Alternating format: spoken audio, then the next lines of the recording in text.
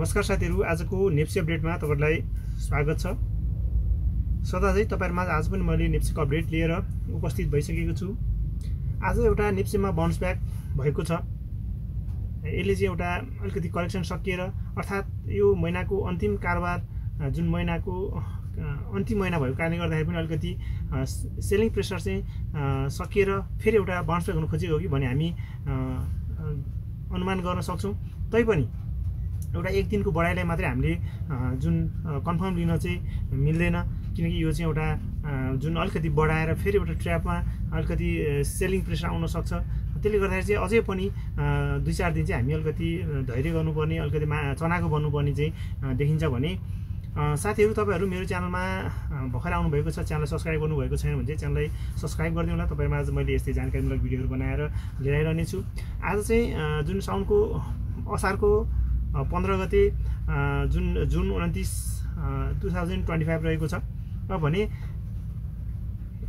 आज 26.54 अङ्कले बढेर 2622.28 मा चाहिँ क्लोजिङ भएको छ। पर्सेन्ट हुँदा 1.02% ले चाहिँ आज बढेको छ। भने भोल्युम हेर्छौँ भने चाहिँ आजको भोल्युम चाहिँ 7 अर्ब आसपासको चाहिँ कारोबार भएको छ। भोल्युम पनि एउटा नर्मल भोल्युम आएको छ। भने आज चाहिँ यो एउटा बढ्ने क्रममा चाहिँ 128 वटा स्टकको प्राइस बढेको छ भने 63 वटा स्टकको प्राइस चाहिँ घटेको छ। भने आजको जुन मार्केटको समरी हेर्छौँ भने आज चाहिँ टोटल ट्रेडेड शेयर हेर्छौँ भने चाहिँ आज 1,66,62,114 वटा शेयरको चाहिँ कारोबार भएको छ। भने 74,752 वटा ट्रान्जेक्सन भए र 328 वटा स्क्रिप्टको चाहिँ आज कारोबार भएको छ। भने आजको मार्केट टोटल मार्केट क्यापिटलाइजेसन हेर्छौँ भने चाहिँ 43 खर्ब 39 अर्ब आसपासको चाहिँ टोटल मार्केट क्यापिटलाइजेसन रहेको छ। भने अब आजको इन्भेस्टर सेन्टिमेन्ट हेर्छौँ भने चाहिँ आज विक बुलिस रहेको छ इन्भेस्टर सेन्टिमेन्ट। र हामीले आजको जुन चार्टमा हेर्छौँ भने चाहिँ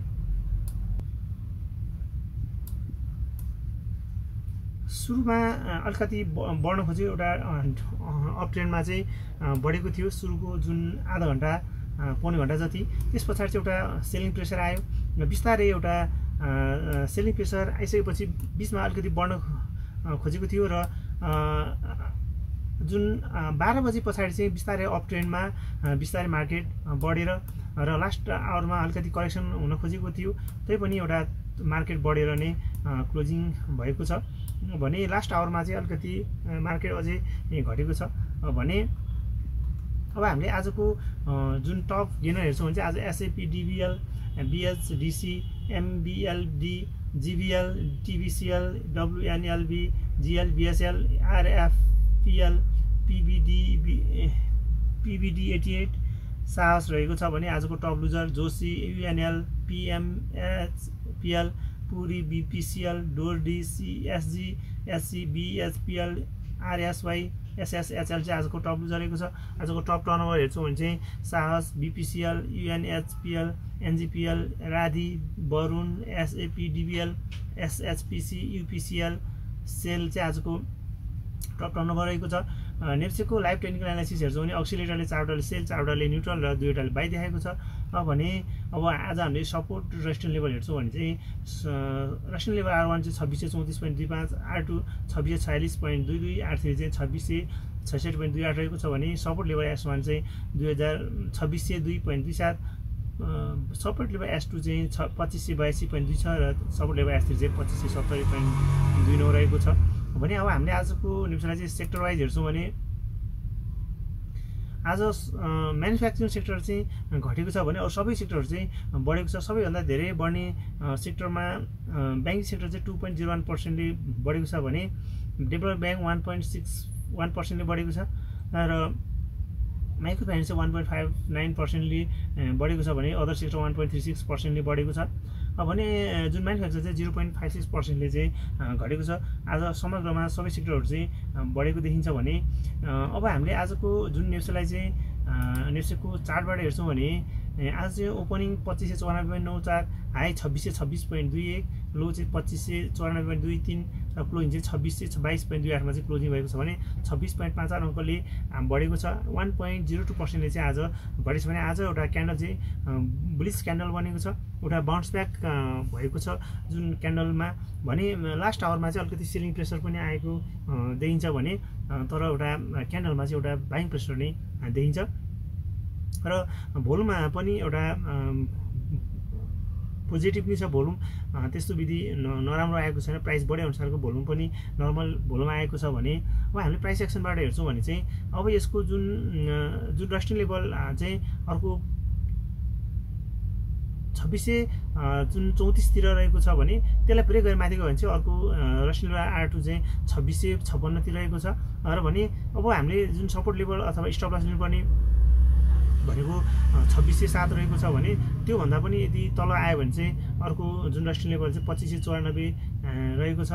भने अब हामीले RSI बाट हेर्छौँ चाहिँ RSI ले अलिकति पोजिटिभ भएको छ, RSI पनि 45.20 रहेको छ, 40 क्रस भएर गएको छ भने अप ट्रेन्डमा देखाएको छ। RSI मा एउटा W को साइन पनि देखाएको छ, यसले चाहिँ एउटा मार्केट एउटा बाउन्स ब्याक हुन खोजेको हो भने हामी बुझ्न सक्छौँ। तैपनि अब अझै केही समयको कारोबार हेरेर 2-4 दिनको कारोबार हेरेर अनि बल हामी डिसिजन गर्नुपर्ने हुन्छ। यो बिचमा चाहिँ अलिकति जुन लगानीकर्ताहरूलाई चाहिँ एउटा जुन झुक्याउनको लागि पनि ठुला जुन लगानीकर्ताहरूले चाहिँ गेम खेलेको हुनसक्छ, त्यसले गर्दाखेरि चाहिँ अलिकति सजग हुनुपर्ने र 2-4 दिन बढाएर फेरि एउटा सेलिङ प्रेसर दिने र बाहिर निस्किने जुन खेल पनि हुनसक्छ त्यसमा पनि हामी चनाखो हुनुपर्ने देखिन्छ। भने अब हामीले आज अरू फर्मुलाबाट हेऱ्यौँ भने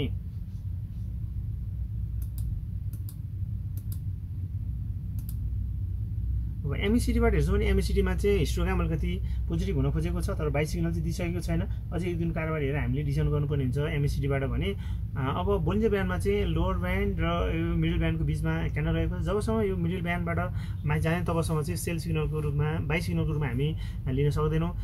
अझै एक दिनको कारोबार हेरेर बल्ल हामीले डिसिजन गर्नुपर्ने देखिन्छ यो जुन बोलिन्जर ब्यान्डमा।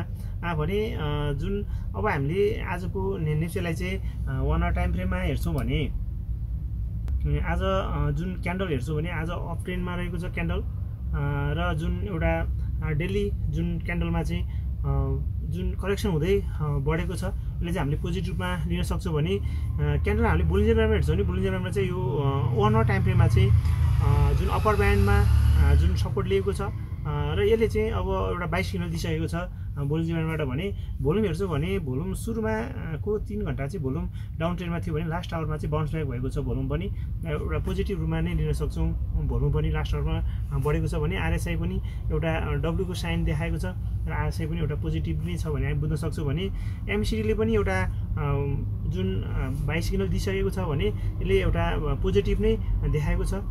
जुन यो MACD-ले पनि पोजिटिभ देखाएको छ र बाइ सिग्नल दिइसकेको छ र हिस्टोग्राम पनि पोजिटिभ ग्रिन हिस्टोग्राम बनेको छ। यसले चाहिँ एउटा बाइ सिग्नलको रूपमा देखाएको छ र हामीले तै पनि अझै 1-2 दिनको हामीले कारोबार हेरेर बल्ल हामीले एउटा डिसिजन लिनुपर्ने देखिन्छ।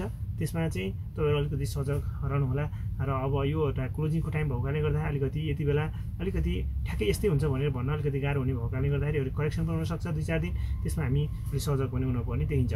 भने साथीहरू तपाईँहरू मेरो च्यानलमा नयाँ हुनुहुन्छ भने च्यानल सब्सक्राइब गर्नुभएको छैन भने चाहिँ च्यानल सब्सक्राइब गरिदिनु। तपाईँहरूमा मैले यस्तै जानकारीमूलक भिडियो बनाएर आइरहन्छु।